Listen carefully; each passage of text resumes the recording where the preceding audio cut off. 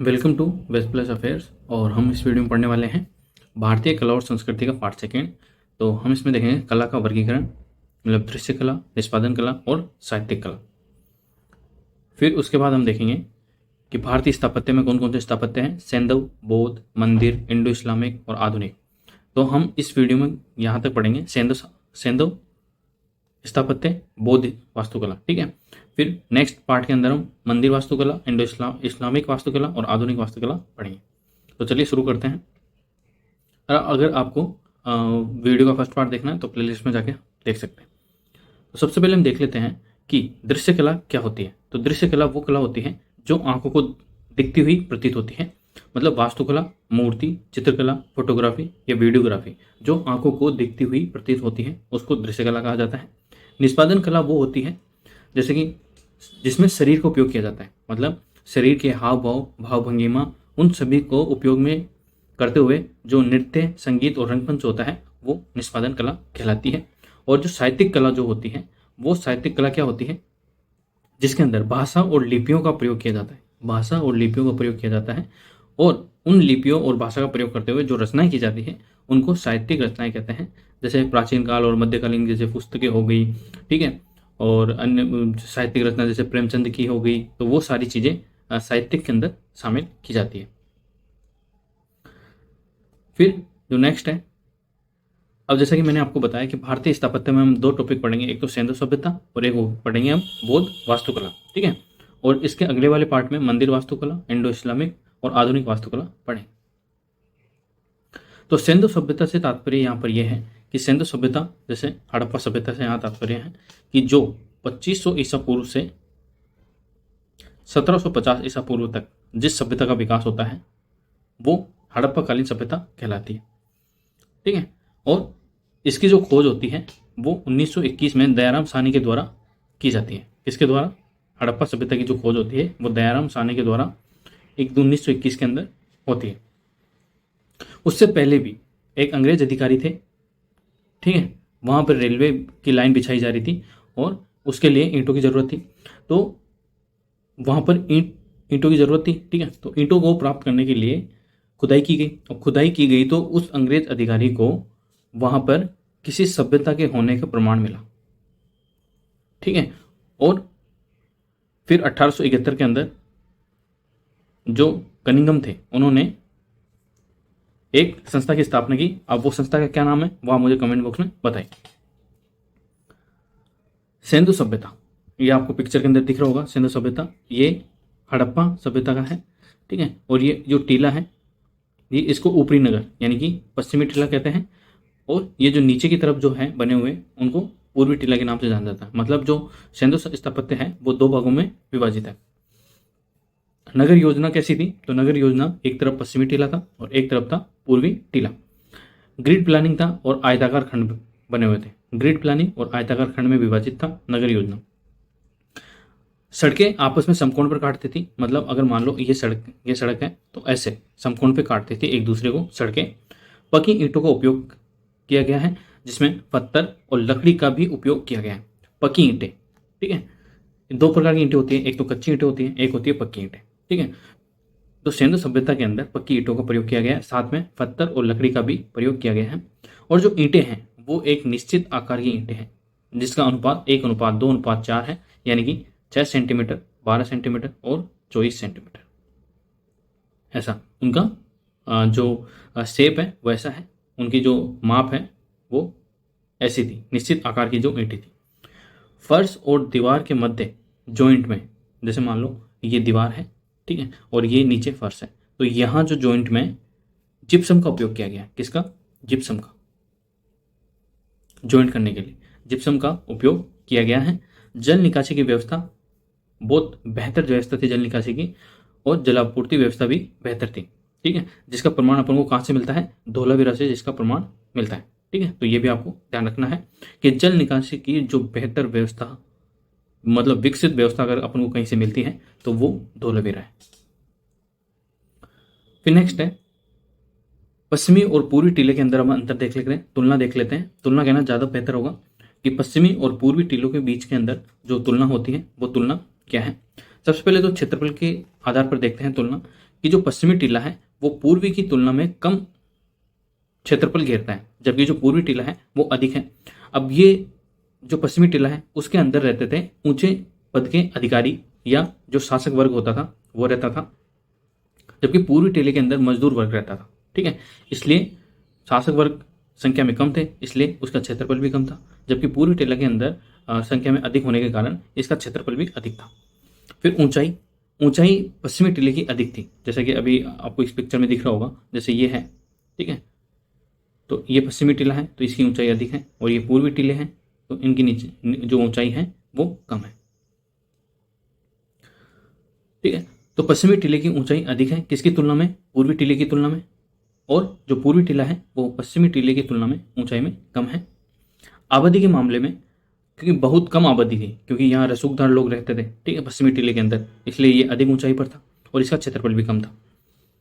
अब जो पूर्वी टीला था उसके अंदर आबादी अधिक थी, क्योंकि मजदूर वर्ग जो रहता था, जो सेवक वर्ग था वो यहाँ रहता था, इस वजह से यहाँ की आबादी भी अधिक थी पूर्वी टीले की। फिर दुर्गीकरण, जो पूर्णतः दुर्गीकृत था कौन सा? पश्चिमी टीला, जिसको गढ़ी क्षेत्र के नाम से भी जाना जाता था। किसके क्षेत्र से? गढ़ी क्षेत्र के नाम से जाना जाता था। जबकि जो पूर्वी टीला था वो दुर्गीकृत नहीं था, क्योंकि उसके अंदर मजदूर वर्ग और जो सर्विस वाले थे, नीची जाति के जो लोग थे, ठीक है, वो रहते थे, इसलिए जो दुर्गीकृत नहीं था। प्रमुख भवन, तो प्रमुख भवन पश्चिमी टीले के अंदर जैसे स्नानागार हो गए, मतलब नहाने का, ठीक है, अन्नागार हो गए, जहाँ कोठार वगैरह हो गए, सभा भवन हो गए, कब्रिस्तान हो गए, कब्रिस्तान जैसे R37 नाम है कब्रिस्तान का, अग्नि वेदिकाएं हो गई जो कालीमंगा से अपन को मिलती है। पूर्वी टीले के अंदर जो प्रमुख भवन थे वो कौन थे? अन्नागार थे। भट्टी, तो तांबा गलाने की जो भट्टी थी, क्योंकि इसको ताम्रवती सभ्यता भी कहते हैं, इसलिए यहाँ पे तांबा गलाने की भट्टी मिलती है। श्रमिक बस्ती, जैसे कि मैंने बताया, ठीक है, श्रमिक बस्ती, और यहाँ पे बैरक भी मिलता है, मतलब जैसे श्रमिक छोटे छोटे कमरों के अंदर रहते हैं तो वो उनको बैरक कहा जाता है, तो वो भी यहाँ पे पूर्वी टीले के अंदर मिलते हैं। तो ये हमने देखा कि पश्चिमी टीले और पूर्वी टीले के बीच के अंदर तुलना देख ली हमने। किन किन आधार पर देखा? क्षेत्रफल, ऊंचाई, आबादी, वर्गीकरण, दुर्गीकरण और प्रमुख भवन के आधार पर हमने तुलना देख ली, तो उसका आप ध्यान रख सकते हैं। फिर ये पिक्चर देखिए आपने, मोहनजोदारो, अगर नहीं देखिए तो आप फास्ट फॉरवर्ड मोड में इसको देख सकते हैं। इससे क्या होगा कि आपको जो चीज़ें आपको याद रखनी है वो मेमोरी बन जाएगी, क्योंकि सिनेमेटिक मेमोरी सबसे बेस्ट मेमोरी होती है। अब जो स्नानागार मिला है वो मिला है मोहनजोदड़ो से, ठीक है, कहाँ से मिला है? मोहनजोदड़ो से मिला है। और जो पश्चिमी टीले के अंदर यह मिलता है, पश्चिमी टीला जो कि ऊपर ऊंचाई के अंदर ऊपर है और जो आबादी के अंदर कम है, पूर्णतः पकी ईंटों से ये निर्मित है। आपको ये पिक्चर में दिख रहा होगा, ये जो है ये स्नानागार है। अब इतना बड़ा स्नानागार, सीढ़ियाँ भी है आसपास, ये छोटे छोटे आपको ब्लॉक दिख रहे होंगे, ठीक है, यहाँ पर इधर ये पास में ये कुआं भी है, ठीक है, जो इसको स्वच्छ जल प्रोवाइड करता था इस स्नानागार को, ठीक है। और इतना बड़ा होने का तात्पर्य यह है कि यहाँ पर सामूहिक स्नान होता था। सामूहिक स्नान जैसे कोई समारोह हो गया, ठीक है, तो वैसा, तो ये आप देख सकते हैं इसको। जो स्नानागार अपन को मिला है वो मोहनजोदारो से मिला है, और मोहनजोदारो पश्चिमी टीले से इसकी प्राप्ति हुई है स्नानागार की, और ये पूर्णतः पकी ईंटों से निर्मित है, पूर्णतः पकी ईंटों से निर्मित है। पिक्चर में आप देख सकते हैं, और ये सीढ़ियाँ हैं इसके अंदर, तो ये भी आप देख सकते हैं। फिर हम देख लेते हैं कि बौद्ध वास्तुकला, जो बुद्ध धर्म है उसकी वास्तुकला क्या है।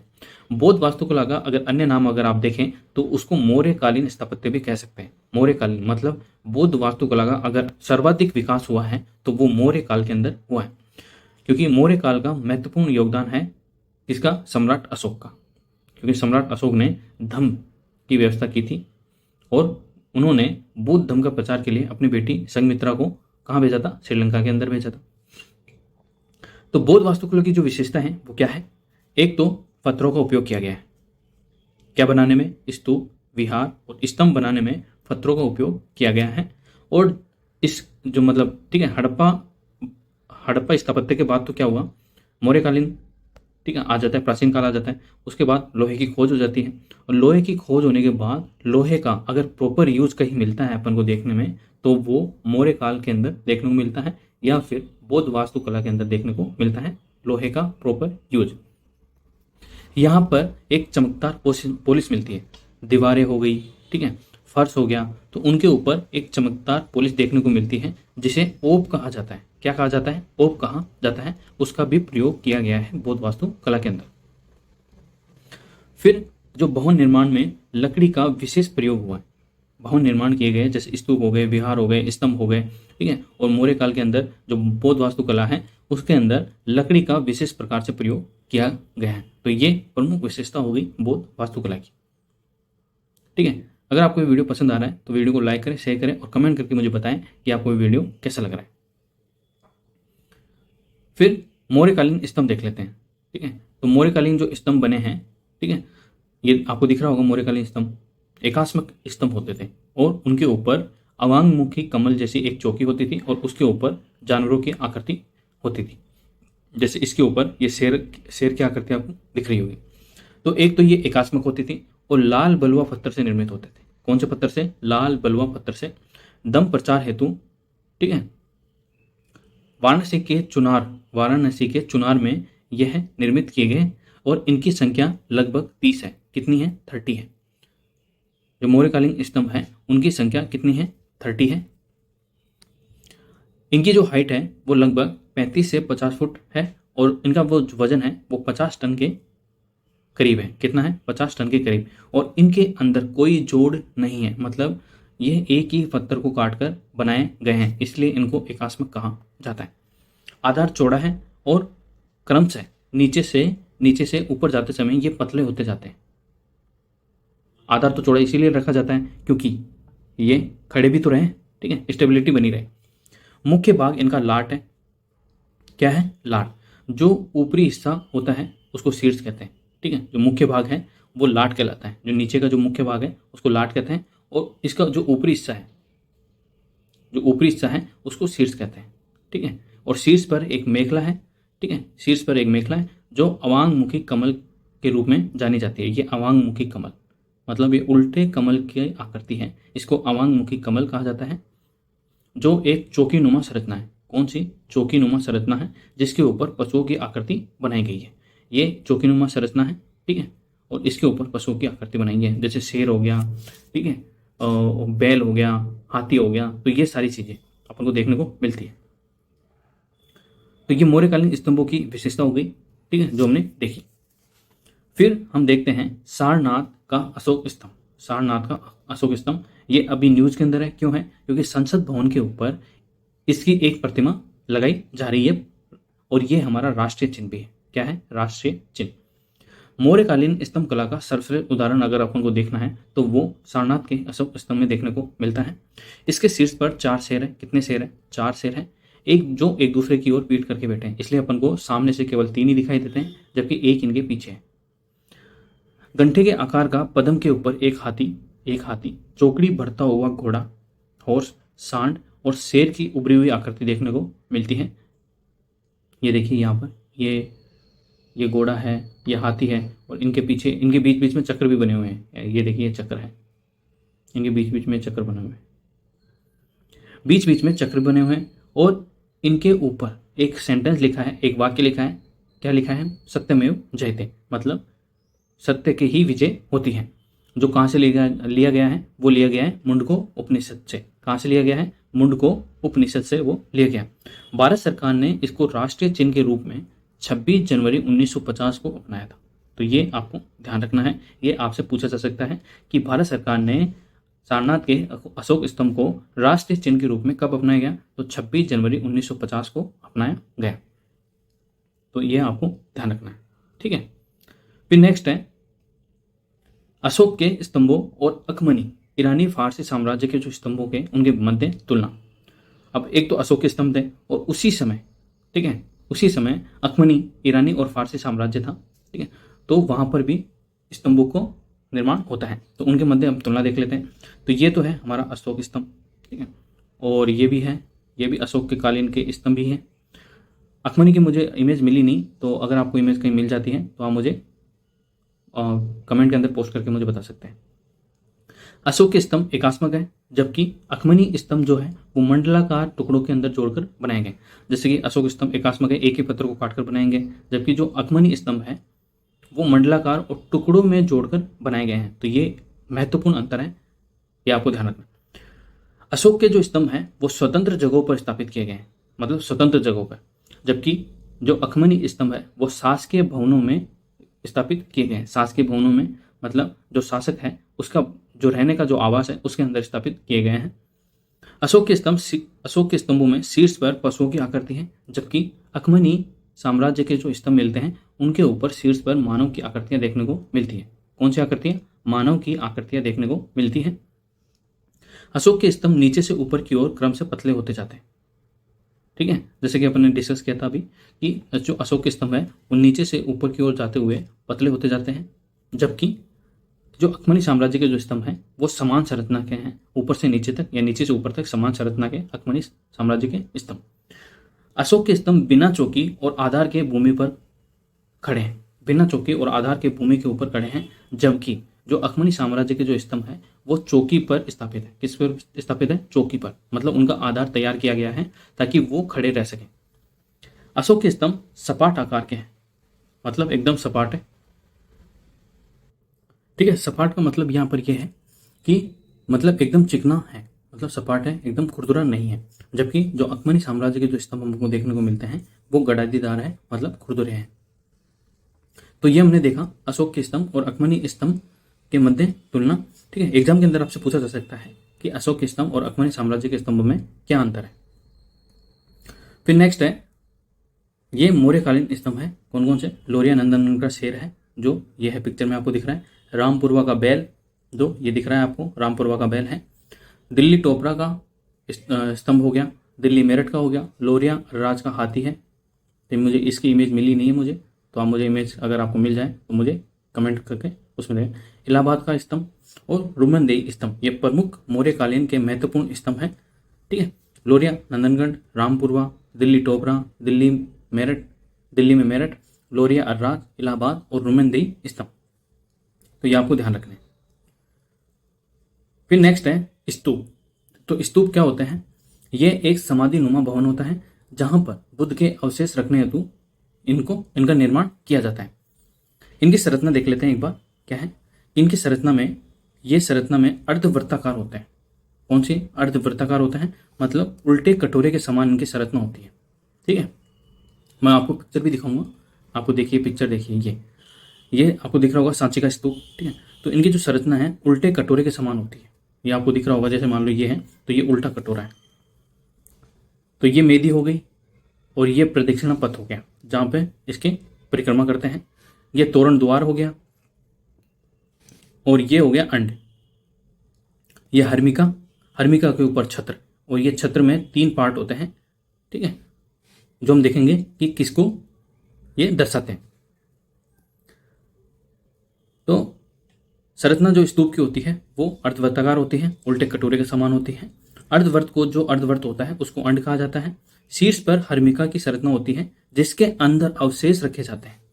ठीक है, हर्मिका के अंदर अवशेष रखे जाते हैं और अवशेष रखने के कारण ही यह स्तूप का सर्वाधिक पवित्र भाग माना जाता है। तो यह आपको ध्यान रखना है। अगर आपसे पूछा जाए कि स्तूप का सर्वाधिक पवित्र भाग कौन सा होता है तो वो हर्मिका होता है। और हर्मिका क्यों होता है? क्योंकि उसके अंदर अवशेष रखे जाते हैं, या तो बुद्ध के या फिर बुद्ध के शिष्यों के।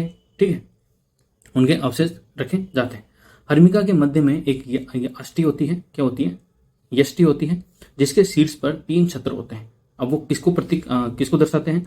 श्रद्धा, सम्मान और उदारता के प्रतीक होते हैं। किसके होते हैं? श्रद्धा, सम्मान और उदारता के प्रतीक होते हैं। मैं आपको पिक्चर में दिखा भी देता हूं। ये हर्मिका है, हर्मिका ऊपर ये अष्टि होती है और ये छत्र होता है। 1 2 3 श्रद्धा, सम्मान और उदारता के जो प्रतीक हैं वो उनको दर्शाते हैं। ठीक है, तो ये आपको दिख गया होगा। ये अंड हो गया, ये तोरण द्वार हो गया। ठीक है, ये प्रदक्षिणा पथ हो गया जहां से परिक्रमा करते हैं, और ये मेदी हो गई। ये सांची का स्तूप है जिसको आप देख सकते हैं। चबूतरे के चारों ओर घूमने हेतु प्रदक्षिणा पथ होता है। ठीक है, जिसकी पूरी संरचना वेदिका से घिरी होती है। जो प्रदक्षिणा पथ होता है उसकी संरचना वेदिका से घिरी होती है, जहां तोरण या प्रवेश द्वार निर्मित होता है। जैसा कि मैंने अभी बताया आपको, ये पूरी प्रदक्षिणा पथ है जो वेदिका से घिरी होती है, और वेदिका के पास में ही ये जो होता है ये तोरण द्वार होता है। ठीक है, तो आप ध्यान रखेंगे। प्रत्येक स्तूप में एक छोटा कक्ष होता है जिसके अंदर पार्थिव शरीर रखने हेतु यह छोटा कक्ष निर्मित किया जाता है। पार्थिव शरीर मतलब या तो बुद्ध का, ठीक है, या फिर शिष्यों का, बुद्ध के शिष्यों का। बाहरी ओर प्लास्टर की हल्की परत होती है, ठीक है, मतलब अगर ये है, ये स्तूप है तो इसके बाहर हल्की प्लास्टर की परत होती है। ईंट और पत्थर से यह निर्मित होता है। आगे चलकर अलंकरण और कथानक का उपयोग भी किया जाने लगा, ठीक है। अलंकरण मतलब इसको सजाने भी लगे जाने लगा स्तूपों को, और कथानक मतलब बुद्ध से जुड़ी कथाओं का प्रदर्शन भी इसके अंदर लिखकर किया जाने लगा, ठीक है। अब स्तूप के प्रकार देख लेते हैं कि किस किस प्रकार के स्तूप होते हैं।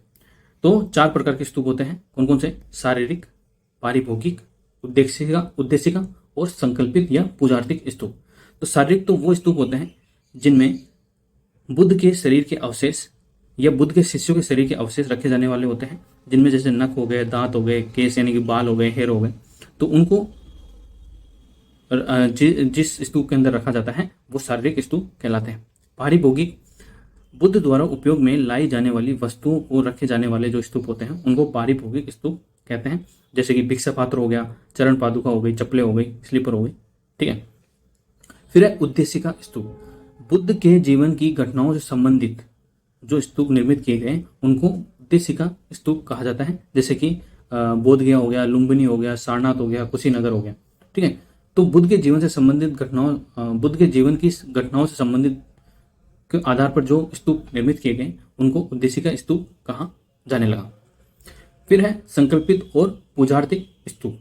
पूजा हेतु निर्मित स्तूप संकल्पित या पूजार्थिक स्तूप कहने जाने लगे, ठीक है। जैसे कि रुमिंदी स्तूप हो गया, सारनाथ का सांची स्तूप हो गया, तो वो सारे स्तूप संकल्पित या पूजार्थिक स्तूप कहलाते हैं। तो ये हो गए स्तूप के प्रकार। शारीरिक हो गया, पारिभोगिक हो गया, उद्देशिका हो गया और संकल्पित हो गया। तो ये भी आपसे पूछा जा सकता है कि स्तूप कितने प्रकार के होते हैं? तो 4 प्रकार के होते हैं। तो कौन कौन से होते हैं यह आपसे पूछा जा सकता है कि स्तूपों के प्रकार में से इनमें से कौन सा नहीं है। तो अगर आपको ये 4 पता होंगे तो आप उसको एलिमिनेट कर पाओगे, ठीक है।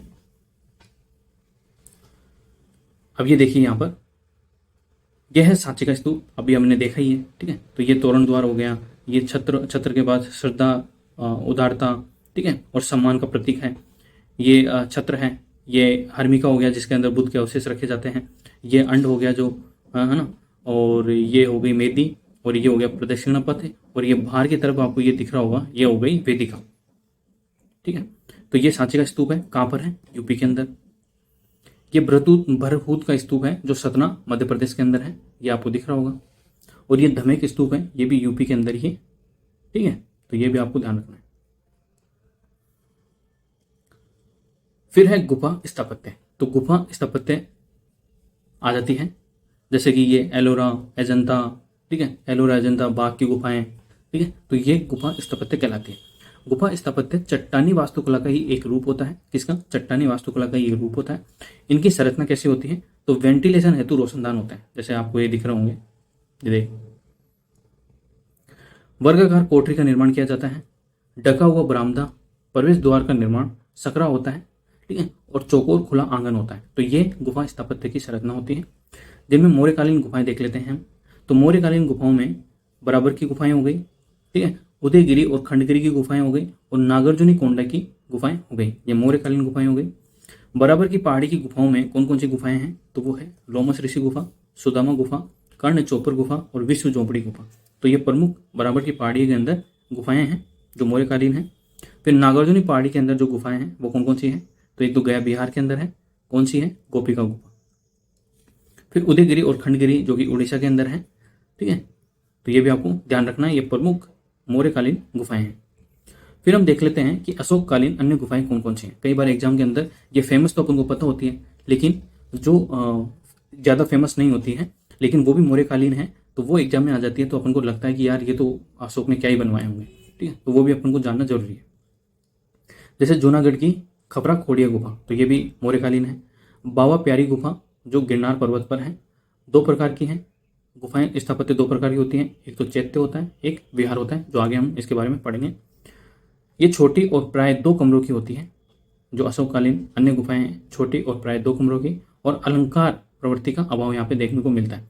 जो गुफाएं हैं, ठीक है, उनमें जो अलंकार मतलब सजावट की जाती है वो कम देखने को मिलती है। तो ये हमने देखा गुफा स्थापत्य के बारे में, उसकी संरचना देख ली और मौर्यकालीन गुफाएं देख ली, जिसके अंदर बराबर की पहाड़ियों की गुफाएं, उदयगिरी और खंडगिरी की गुफाएं और नागार्जुनी पहाड़ी की गुफाएं और वो अन्य गुफाएं जो इतनी फेमस नहीं है लेकिन इंपॉर्टेंट है, ठीक है, वो भी हमने देख ली, जैसे कि जूनागढ़ की खबराखोड़िया गुफा और बाबा पहाड़ी गुफा जो कि गिरनार पर्वत पर है। अब वन बाय वन देख लेते हैं कि गुप्तकालीन गुफाएं कौन कौन सी हैं। तो गुप्तकालीन गुफाएं जिनमें अजंता, एलोरा, बाघ और उदयगिरी। अजंता बौद्ध धर्म से संबंधित है, एलोरा बौद्ध धर्म, ब्राह्मण और जैन धर्म तीनों से संबंधित है। बाघ की गुफाएं जो कि मध्य प्रदेश के अंदर है वो बौद्ध धर्म से संबंधित है और उदयगिरी की गुफाएं भागवत धर्म या ब्राह्मण धर्म से संबंधित है। सबसे पहले उदयगिरी के बारे में देख लेते हैं। उदयगिरी की जो गुफाएं हैं वो विदिशा के अंदर है, जो चंद्रगुप्त द्वितीय और कुमारगुप्त प्रथम के समय निर्मित की गई थी। किसके समय? चंद्रगुप्त द्वितीय जो कि गुप्त शासक थे और कुमारगुप्त प्रथम के समय निर्मित की गई थी उदयगिरी की गुफाएं। इनकी संख्या है कुल 20 गुफाएं हैं, ये 20 गुफा है, ठीक है, उदयगिरी की, और प्रत्येक गुफा में पौराणिक देवी देवताओं की मूर्ति स्थापित है। तो ये इंपॉर्टेंट हो जाता है अपने लिए कि एक तो इनकी संख्या कितनी है, 20 है, और प्रत्येक गुफा जो उदयगिरी की प्रत्येक गुफा है उनके अंदर देवी और देवताओं की मूर्ति स्थापित है। छतों पर कमल अलंकृत दर्शनीय है, जो इनकी छत है, गुफाओं की जो छत है उनके ऊपर कमल बना हुआ है जो कि अलंकृत है, मतलब डिजाइनदार है। सामने का मंडप पत्थर का बना हुआ है और बलुआ पत्थर के होने के कारण प्राय छोटी गुफाएं निर्मित की गई थी, क्योंकि बलुआ पत्थर जो होता है वो इतना हार्ड नहीं होता है, मजबूत नहीं होता है, इस वजह से छोटी गुफाएं निर्मित की गई। तो ये देखा हमने गुप्तकालीन गुफाओं में उदयगिरी की गुफाएं। फिर देखेंगे हम बाघ की गुफाएं। तो विंध्यन पहाड़ी है अपनी, जो विंध्य श्रृंखला है उसके अंदर यमुना की जो सहायक नदी बाघ नदी है उसके किनारे ये गुफाएं निर्मित है, ठीक है। और बाघ एक गांव का नाम है मध्य प्रदेश के अंदर, इसलिए इसको बाघ की गुफाएं के नाम से जाना जाता है।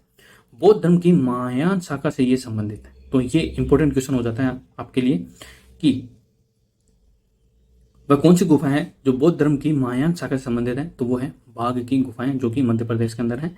सभी इसके अंदर जो जितनी भी गुफाएं हैं वो सभी विहार श्रेणी की हैं, मतलब जो साधु संत थे बौद्ध धर्म के उनके रहने के लिए ये गुफाओं के निर्माण किया गया था। गुफा के पीछे एक छोटा चैत्य भी होता था, मतलब जैसे मान लो कि ये गुफा है तो यहाँ पर एक छोटा चैत्य भी होता था कि अगर साधु संत यहाँ पर कोई रह रहा है तो वो यहाँ जाके पूजा पाठ भी कर सके।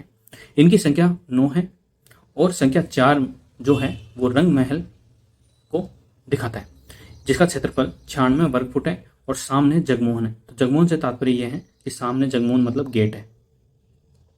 उड़ीसा के अंदर गेट को जगमोहन कहा जाता है, तो ये आपको ध्यान रखना है, ठीक है। तो बाघ की गुफाएं कहाँ हैं? मध्य प्रदेश के अंदर है।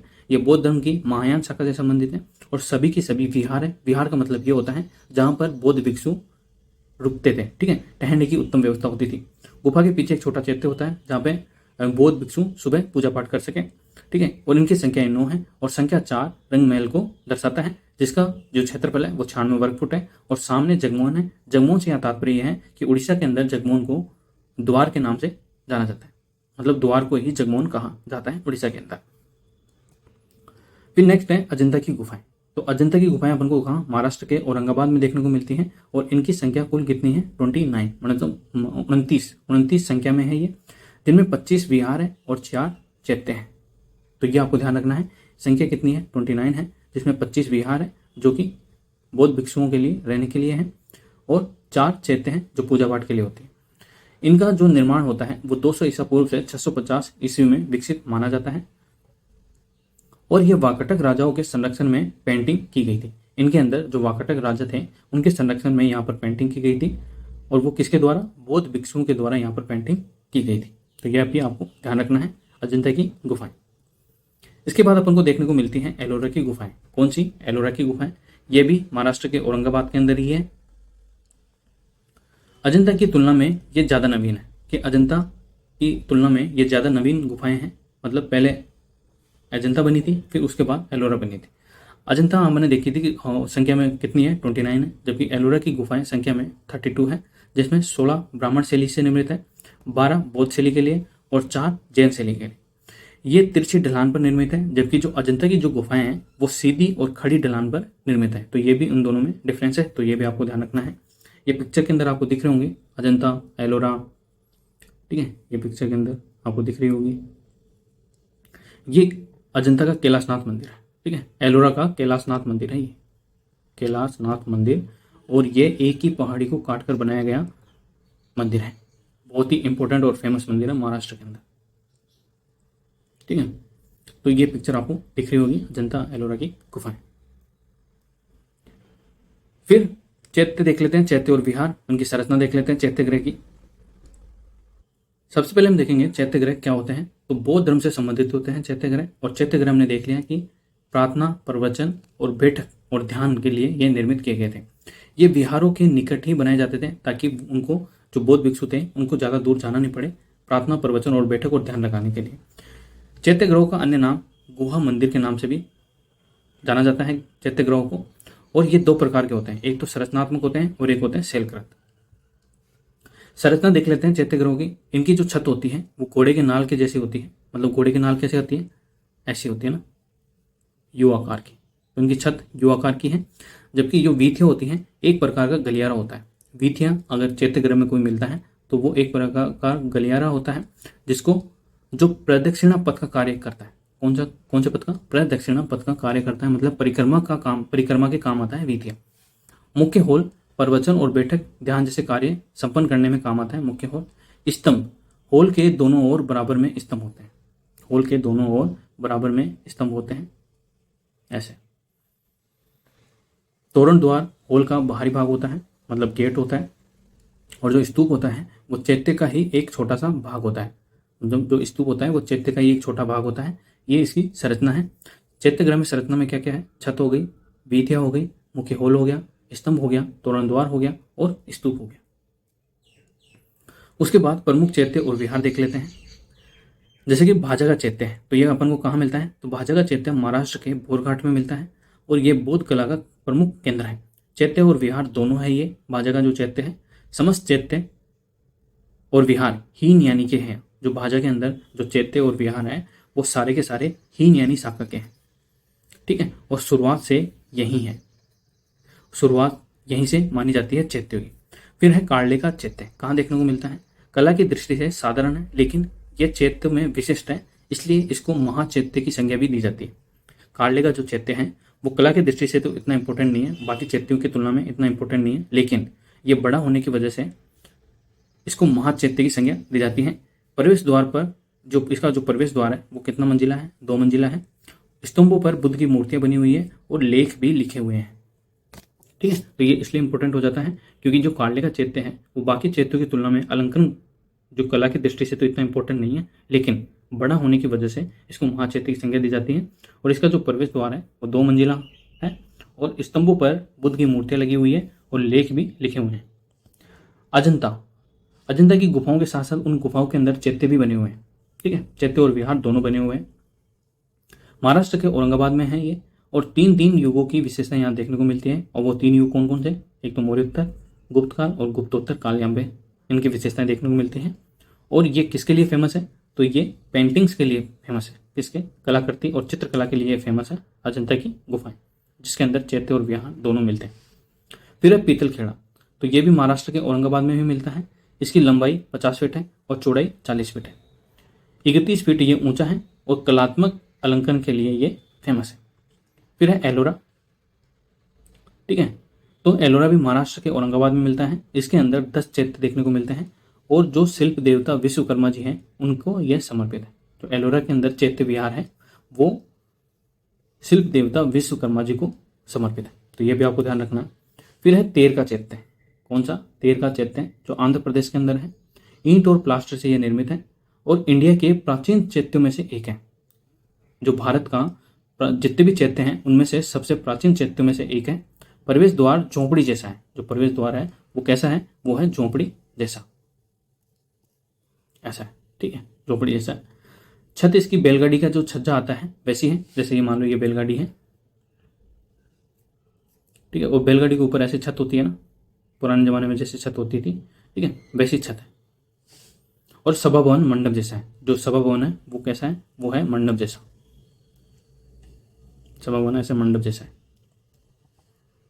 फिर है नासिक का चैत्य, ये महाराष्ट्र के नासिक में है और भद्रपालक द्वारा ये निर्मित है। किसके द्वारा निर्मित है? भद्रपालक के द्वारा ये निर्मित है।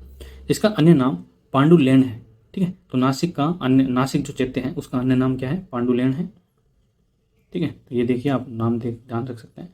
इसका जो मुख्य मंडप है वो 2 मंजिला है। जो मुख्य मंडप है नासिक का वो 2 मंजिला है और स्तंभ इकर है और लंबे हैं। जो स्तंभ है वो इकर है और लंबे हैं, तो ये आपको ध्यान रखना है। तो ये हमने इसके अंदर देखा कि चैत्य ग्रह, उसकी संरचना देख ली और प्रमुख चैत्य और विहार देख लिए कि कहाँ कहाँ जो फेमस चैत्य हैं वो कहाँ कहाँ मिलते हैं और उनकी क्या विशेषता है वो भी हमने इसके अंदर देख लिए। ये देखिए ये चैत्य हैं, ये चैत्य हैं। चैत्य के अंदर ये देखिए सामने स्तंभ बने हुए हैं। ठीक है, दोनों तरफ। तो यहाँ पर पूजा, प्रार्थना, प्रवचन और ध्यान लगाने जो बौद्ध भिक्षु थे वो ध्यान लगाए थे। और ये है विहार, जिसके अंदर ठहरने की उत्तम व्यवस्था होती थी। ठहरने की उत्तम व्यवस्था होती थी बौद्ध भिक्षुओं को। ठीक है, तो ये चैत्य हैं, ये विहार है, तो आप दोनों में तुलना कर सकते हैं। ठीक है, तो आज हमने क्या क्या देख लिया? हमने देखा, ये देख लिया, चैत्य ग्रह देख लिया। ठीक है, एलोरा की गुफाएं, अजंता की गुफाएं, बाघ की गुफाएं, गुप्तकालीन गुफाएं, वो उनके बारे में देख लिया। गुफा स्थापत्य में देख लिया। सांची स्तूप, बहुत स्तूप, धमेक स्तूप, वो भी हमने देखा। ठीक है, स्तूप के प्रकार हमने देखे। फिर हमने देखे स्तूप देख लिया। ठीक है, फिर हमने देखा स्तंभों के बारे में, मौर्यकालीन स्तंभ या बौद्ध वास्तुकला के बारे में हमने देखा। ठीक है, उससे पहले हमने देखा सैंधवकालीन सभ्यता के बारे में और स्थापत्य के बारे में हमने देखा। ठीक है, सैंधव स्थापत्य के बारे में। इसके बाद हम देखेंगे मंदिर वास्तुकला, इंडो इस्लामिक और आधुनिक वास्तुकला, जो नेक्स्ट पार्ट में हम देखेंगे। ठीक है, भारतीय कला और संस्कृति। कला का वर्गीकरण हमने देख लिया, दृश्य कला, निष्पादन कला और साहित्यिक कला। अगर आपको ये वीडियो पसंद आए तो अपने दोस्तों के साथ शेयर करें और वेस्ट प्लस अफेयर्स को सब्सक्राइब करें। Thank you.